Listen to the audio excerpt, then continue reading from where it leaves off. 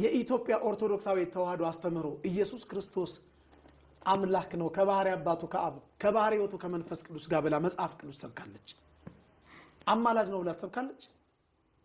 ስለዚህ አማላጅ ብሎ የሚሰብክ ጳጳስ እኔ ብፁዕ ልበለው?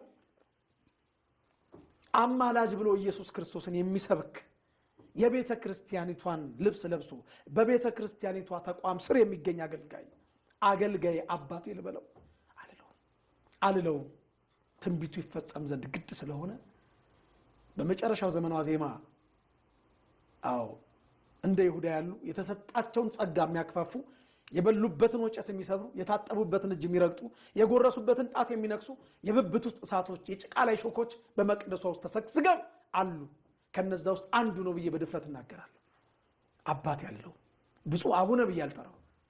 እኔ አልጠራው። ይሄን በማለት የሚመጣብኝ ነገር ካለ በቁሜ ይቅበሩኝ ከነነፍሴ በቁሜ ጉድጓድ ቆፍረው ይቅበሩኝ ሲፈልጉ አልልም። አባት ያልልም። አባ ሁሉ አባ አይደለም። አባ ጨጓሬም አባ ኮስኳሴም አለ። አባ ብቻ አይደለም። ስለዚህ አሁን ይሄን ቃል ክርስቶስ አማላጅ ነው ካለን እኮ ፍጡር ነው ማለት ነው። ኢየሱስ ደግሞ ፈጣሪ ነው። ለፈጣሪ ባህሪ መለመን አይስማማም፣ መለመን ነው።